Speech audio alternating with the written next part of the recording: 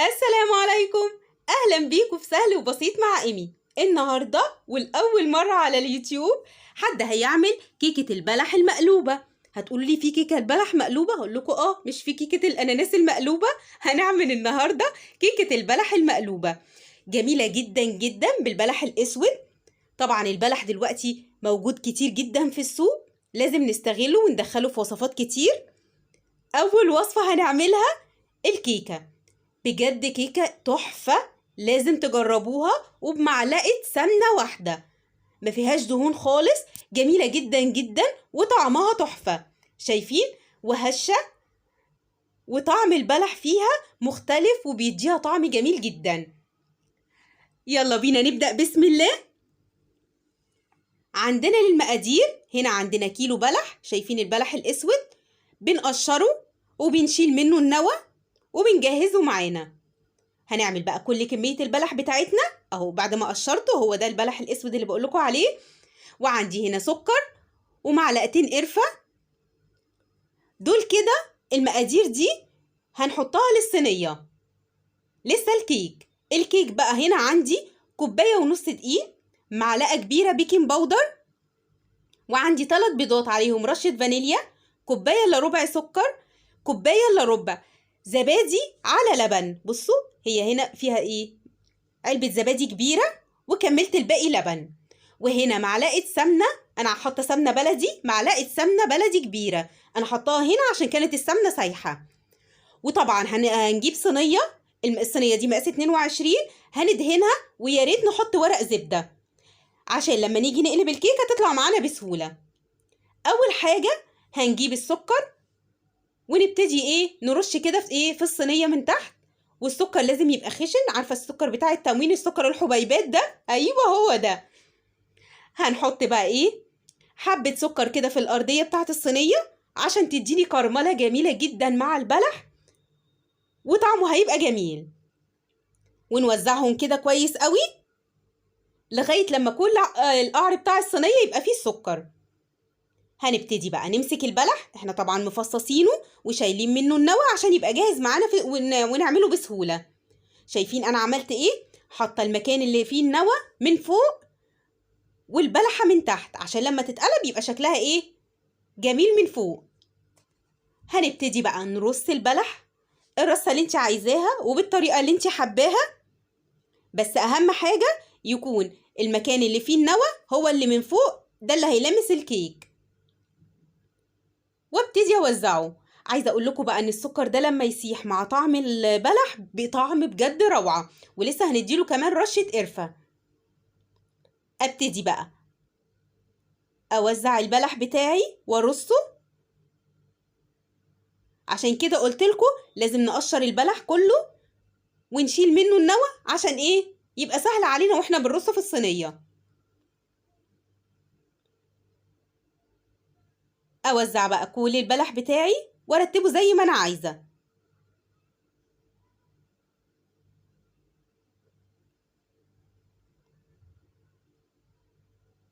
وبعد ما نخلص، بصوا هنا بعد ما خلصته ابتدي بقى اجيب معلقه قرفه كبيره او معلقتين، طعم القرفه جميل جدا جدا مع البلح.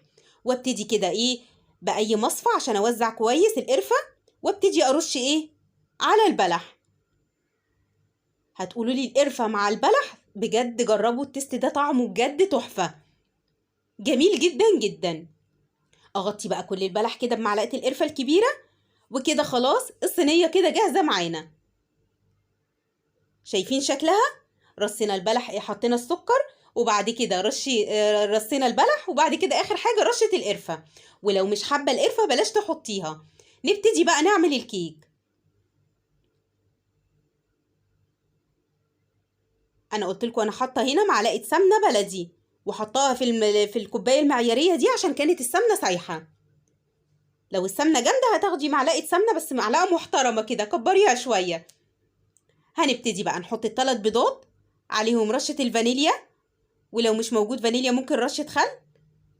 وهنحط كوبايه الا ربع سكر، وهنا عندي الكوبايه الا ربع زبادي على لبن.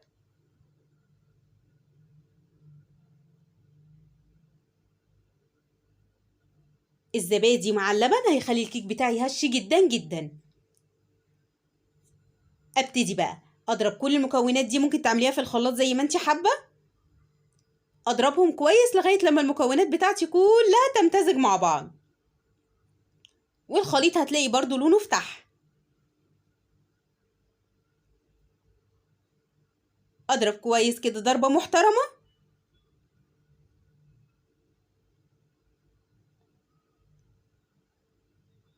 السكر مع البيض مع الزبادي واللبن لغاية لما كل المكونات بتاعتي تمتزج. خلاص هنا المكونات بتاعتي امتزجت. ابتدي بقى احط معلقة السمنة، وانا قلت لكم سمنة بلدي عشان تدي طعم حلو، لو مش موجود برضو اي سمن نباتي ينفع.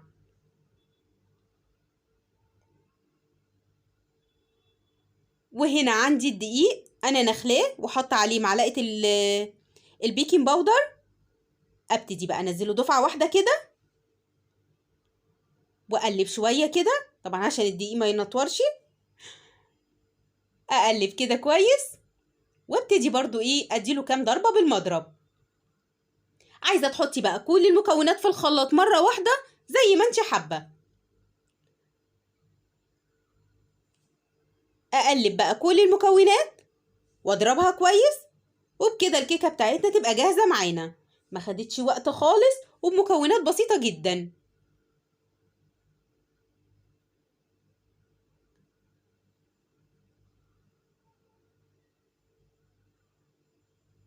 خلاص كده تمام.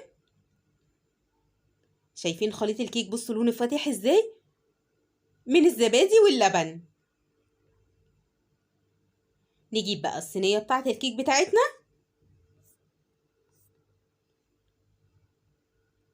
وابتدي بقى وانا بنزل الخليط بتاع الكيك اوزعه على البلح، عشان ما اجيش انا افرد الكيك يروح ملخبط الشكل اللي انا عاملاه بالبلح. بصوا اي حته لسه ما وصلتلهاش الخليط بتاع الكيك بوزعه كده، عشان لما اجي احط اما اجي اسويها ما لخبطش شكل البلح اللي انا حطاه. انزل بقى كل الكميه، هي اساسا كوبايه ونص دقيق، يعني حاجه بسيطه جدا، بس زي ما انتوا شفتوا في اول الفيديو الكيك بتاعي مرتفع ما شاء الله، وهشه جدا وطعمها لذيذ قوي. بصوا بقى بالسباتيولا كده اوزع بالراحه، مش جامد عشان ما لخبطش شكل البلح. اوزعه كده كويس قوي، والكيك بتاعنا بيخش على درجه حراره 180 في الرف اللي في الوسط. بصوا بعمل بديله هبدتين جامدين كده على الرخامه، ايوه في الشغلك، وبعدين عشان يطلع كل الهواء دخلناها الفرن. ما خدتش ربع ساعه، لما بنحط فيها الخله كده بتطلع تمام، ما فيهاش اي عجين، بتبقى كده الكيك بتاعتنا استوت. بالراحه خالص اساوي بين الكيك وبين الصينيه كده، اوزعها كويس كده، يعني اوسع بينها عشان لما اجي اقلب ما يبقاش فيها حاجه. وهنا بعد ما قلبناها بصوا بقى فايده ورقه الزبده، ان البلح بتاعي تمام التمام زي ما هو برصيته اللي انا رصيتها.